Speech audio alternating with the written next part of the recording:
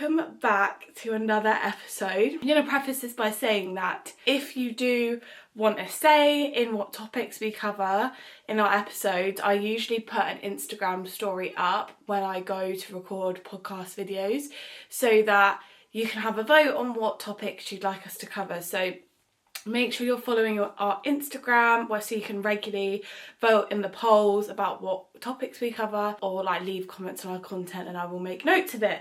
But for today, the highly requested, or the one that won the vote, was trend predictions for 2025, which I'm not gonna lie, I was actually really excited about this one. I'm so glad people picked this one because I love talking about stuff like this, like where the direction of where social media, personal branding is going, because I think it's so interesting, isn't it, to kind of see how these channels, see how these like platforms evolve, really. So yeah, that is what we're going to cover today, and I'm going to get straight into it. The first prediction, I'm going to start with brand socials, is that EGC, employer generated content, is going to continue to be the type of content that performs really well. I actually think it's going to boom. I think we've started to see it boom a little bit this year, but I think it's going to be so pivotal for next year. And there is, I was trying to look before I started filming this, and I've got a screenshot somewhere on my phone. That's a typical marketer thing, isn't it? Loads of screenshots and you can never find them.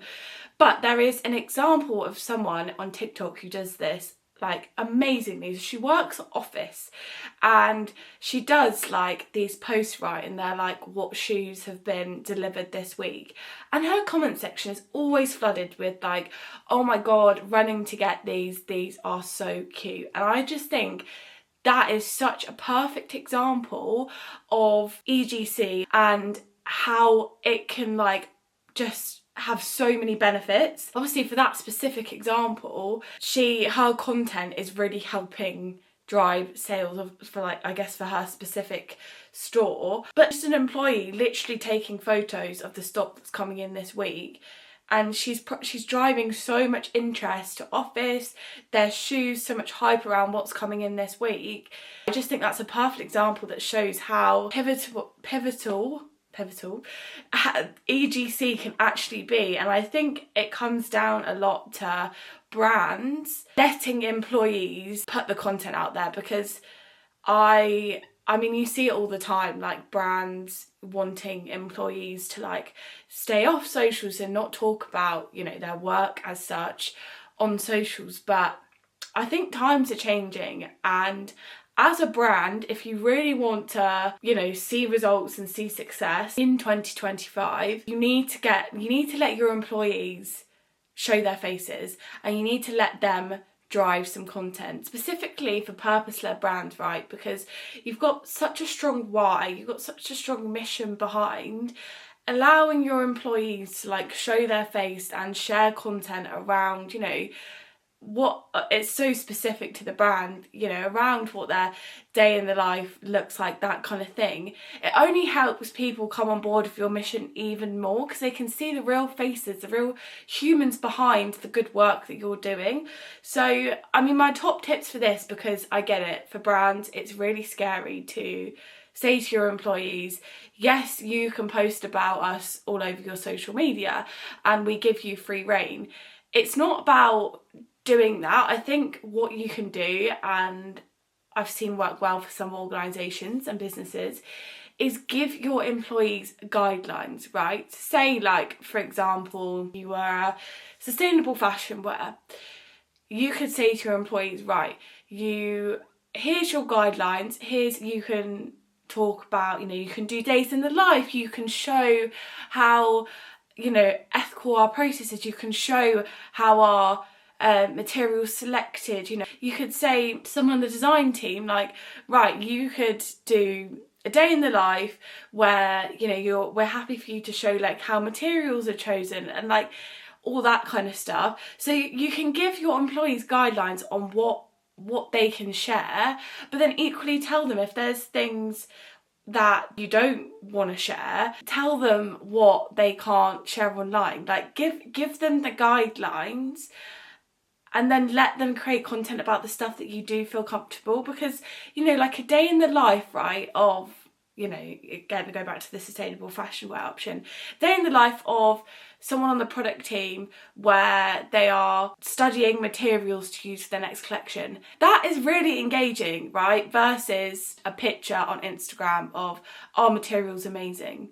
Like, so many more people are going to watch the day in the life of a product team member going to choose the materials, or the founder going to choose the materials. How you come to that decision. I just think fully generated content is going to be huge, and if you don't find a way to work it into your social strategy, then you're missing out on a huge opportunity. The second prediction, and again, this is one more in recent months that we've seen a few top brands utilise, but I just think, again, it's one of them things, it's one of them trends that it's starting now, and 2025 is going to be when it really, really booms. And it's finding ways to involve your customers.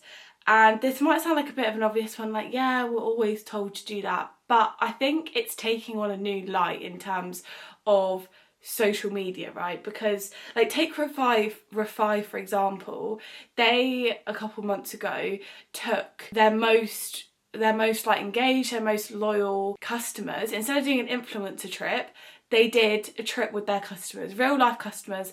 They took them away on like an influencer trip as such, and it literally blew up all over socials. It was incredible. They've got a broadcast channel which on Instagram, which is just popping off.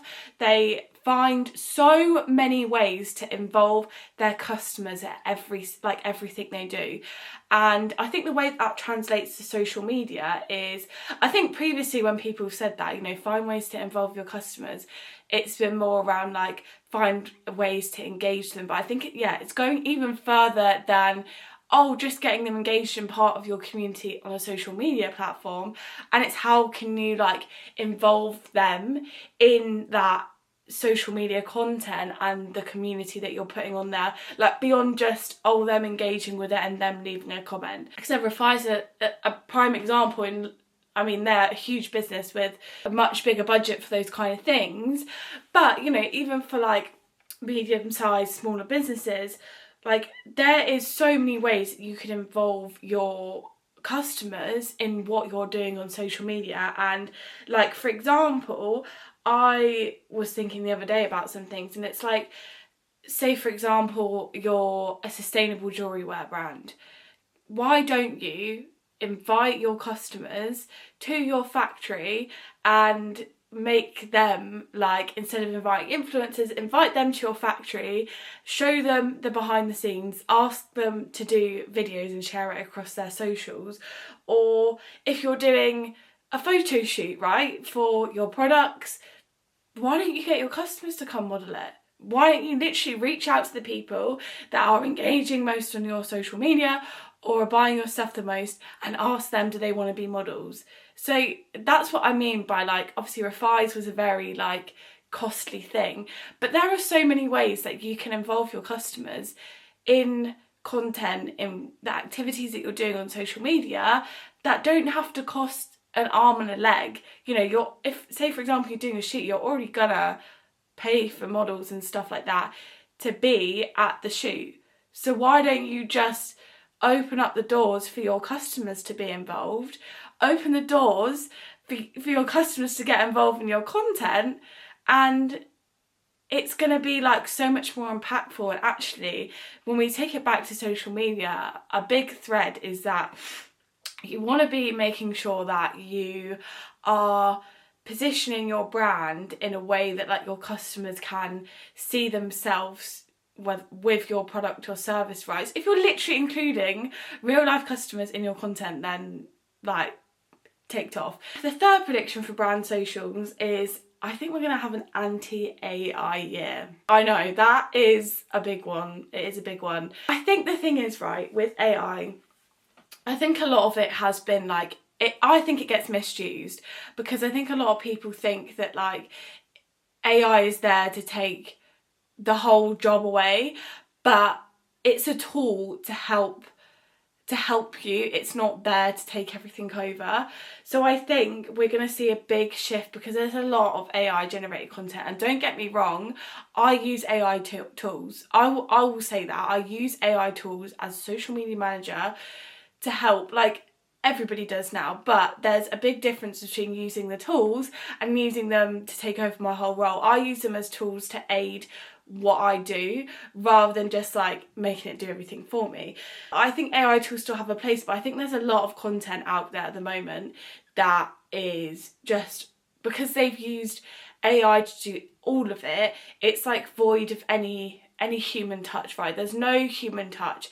And I think the more content that goes out there like that, obviously the more people are going to crave authentic human connections, stories, to know that it's a real person behind that camera or behind the screen that's created that bit of content. I think a lot of people will respond less to stuff that is generated by AI, and I think actually it's about using AI as a tool and making sure that there is still your content, your social media activities are still very much driven by humans, but AI is just there as a tool. So that's what I mean when I say the anti-AI year. The fourth and final brand social one, which I mean it kind of links to personal branding, but it is more brand socials, is this more like cinematic storytelling. Storytelling is not going to be a new trend. Storytelling has been a big trend this year. Obviously it's going to grow in 2025, but I think it's going to evolve into this like cinematic storytelling. And I guess what I mean by that is more that like people want to follow your story. Like, you go to the cinema, you're sat there for like 2 hours, you want to see like a full like journey in film. I think the way that translates to like what I'm saying now is that like people, like there's going to be more focus on like storytelling throughout like series and like different parts of content and like playlists and episodes, and it's more about like weaving your story in that way. I think there's been big push for storytelling, and I think a lot of brands do it where they'll do like one post that's like a storytelling piece, and then they won't do it for a couple of weeks, and then they'll do it again. And I think it's going to change to more that like, yeah, it's going to be that like constant like storytelling needs to be like weaved to everything you do, and it needs to be like you're going to the cinema, right? And there's this one big storyline throughout the entirety of your content. The one point that I think is just, I mean, it's universal, is, and they kind of, well, there's 2 points, but they're off that from the same point, if that makes sense. The story is still your way to stand out. No one can replicate your exact brand story. Like, to put this in perspective, like, yes, I mean, there's loads of entrepreneurs that will probably be able to say like, oh, I started a business by accident. That's not universal. But when, like, I say my experience of like, oh, but, in the last episode, like, oh, but I started building my brand, I was working full time at the NHS, like, I nearly said no. There's not going to be anyone else that went through that exact storyline of experience like I did. So whilst the point of like, yes, a lot of businesses start by accident, but the story behind why it started by accident is very unique to me, because no one's going to have experienced that exact timeline of events. And off that point as well of story is that founder-led content is gonna still be huge. I mean, you see it so much of like, again, Amy from Odd Muse. I mean, everybody talks about her for a reason, because she's absolutely killing it. Like, I want you to go look at her Instagram, Odd Muse's Instagram right now. She is in so much of that content. It's not always talking, it's not always a video, but it's photos of her and her products, videos of her and her products. Like, she is in so much of that content. While, the caption might not be like her spilling out her story every time, it is founder-led in a sense, because she is in the middle of that content. She's the one wearing the dresses, wearing the skirts, the tops, trousers, and like, it's really, really powerful to see her so present within that. So founder-led content, like putting your face on your brand socials, showing up, obviously if you are a product-based business, showing up in your products, like posting pictures in your product. If you're a service-based business, just, you know, sharing your unique expertise. Like, it's going to be so, so important. And then in terms of personal branding, authority is key. And like, authenticity has been a buzzword, big buzzword for personal branding. But I actually think, and this might be a hot controversial take, is that I think, especially on LinkedIn personal branding, a lot of people can fake it till they make it right now. Like, I think there's been a trend of that, people just faking it till they make it and spouting a load of rubbish, right? But I think people are starting to catch on. I think 2025 is the year where it's like, you need to show your authority and you need to like really like show that you can do what you're saying you do. Because I think people are growing tired of the like whole people spouting all this rubbish, and they've bought it for so long. But I mean, even I go on LinkedIn now and I'm like, you're talking a load of rubbish, like where's the proof of what you're saying? So I think really providing that proof and showing that you can do what you say you can do is going to be so important. Like, whether it's through testimonials, case studies, you know, you just showing that skill and practice. Because look, I get it, as a newbie freelancer, I was there before, and you don't have clients to like share results. Well, you know, you could do courses, you know, you could use like a social media skill and create portfolios. I think the key is just that like you show you can do it. There's loads of ways you can show you can do it, but I think that is going to be so important on LinkedIn especially, and just personal branding in general. The next one is letting people into your personal life. Bit of a spicy one there, because I feel like this divides the personal branding community a lot. There's people who are like, no, you don't need to share your personal life, and then there's people who say you need to share all of it. And look, I'm very much in the camp where I think you need to share what feels comfortable to you. I think just saying you need to share everything or nothing is too blanket. Like, it really does need to be to what you as an individual feel comfortable with, because that's the whole part of personal, isn't it? Like, let's face it, like some people are, you know, part of their personalities that they're more than happy to share everything. Like, some people aren't, and it would feel inauthentic to do otherwise. But I do think, like, again, if we look at examples like Grace Beverley, I think where her personal brand has really like in the last 2 years seen huge amounts of success is she lets people into her personal life a little bit. And it's obviously of the bits that she feels comfortable with. Like, she doesn't share, like, you know, absolutely everything. She doesn't bare her soul. But like, for example, you know, she shows her dog. If people like DM her, she'll like show little messages she gets and come back with like funny remarks. She's very recently like shared her journey and her relationship with her fiance. And like I said, obviously those are all things that she feels comfortable sharing. But I do think by her allowing her audience in a little bit into her personal life, the thing is, it builds a deeper connection. Like, you feel like you know that person more, you can trust that person more because you know more about them. So yeah, I think in practice it just looks like you sitting down and being honest with yourself and going like, is there any parts of my personal life where I would feel comfortable sharing? Like, for me, my allergies, like they're a personal thing to me, but they're something that I feel comfortable sharing. The last point that I want to mention is, and this kind of comes into a trend that we've seen like on LinkedIn, but I do think this goes like more wider because I've seen people do it on TikTok. Obviously videos popping off on LinkedIn, I do think that's going to be huge. It's already growing. I think it's going to be huge in 2025. So tip is, make sure you're starting to develop out your LinkedIn video strategy for your personal profiles and your brand socials, because they've obviously got the TikTok style video feed on LinkedIn now. So it's such a huge thing. You definitely need to start thinking about your strategy and posting as soon as possible. But this is what I mean by it comes into LinkedIn and TikTok. So obviously I feel like TikTok, we've seen the rise of like people building personal brands in TikTok as well. Is this whole, like, I like to call it the concept of like FaceTiming your friends. I think that kind of content is going to be huge. And for example, again, Amy from Odd Mute, she just kills it.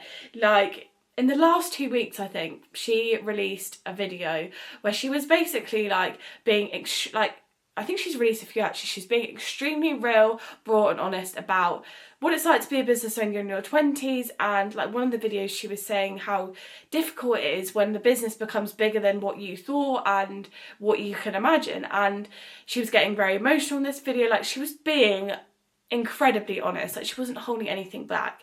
And like the response she's had from that is one, amazing, there's loads of people supporting her, but a lot of what I've seen in conversations around her is that actually those videos have helped people. Like people are saying it's helped me like trust her more, and it's really nice to see that side of it because you don't get to see that side of it very often. So I think that whole like, yes, there's a piece in there about being vulnerable and the highs and lows, but that's not a new trend. Obviously we're talking about trends for 2025, but I think that whole like FaceTiming your friend kind of concept, because I think obviously the real authenticity did really well for Amy in those videos, but again, I think something that's not been talked about a lot is that I watched them and I kind of felt like she was FaceTiming me as her friend, because one, she was being that real, raw and honest, but two, like, you know, there was nothing fancy around her. It was literally just her sat down at a table, obviously with her phone in front of her.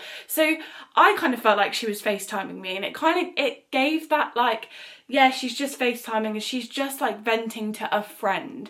And when as an audience you can feel like that and you can create that feeling for someone that like, oh, you're just FaceTiming them, you're just having a lovely conversation with them, so powerful. So that's what I mean when I say like FaceTiming your friend content. I think there's loads in there in that like it works because yeah, you're being obviously to a friend, you're gonna be really real, you're gonna say how it is, all that kind of stuff, but it's just, yeah, that style of video, of content, I think is going to do really well. I think that's why it did really well for Amy, and we're starting to see that other creators use it and do really well with it. I've talked a lot about those trends. I would love to hear what you guys think around all the stuff that I've just said. If you have any strong opinions, if you've noticed anything else big that you think is going to be huge in 2025, I'd honestly love to know. I think it's, like I said, such an interesting topic to discuss with people. So let me know in the comments, send me a DM, leave a comment on any of my content. Like, yeah, I'd just love to hear. But I really hope you've enjoyed this episode. Like I said at the start, if you would like me to cover any other topics, then please just pop them in the comment section or send me a message. But I will see you in the next episode.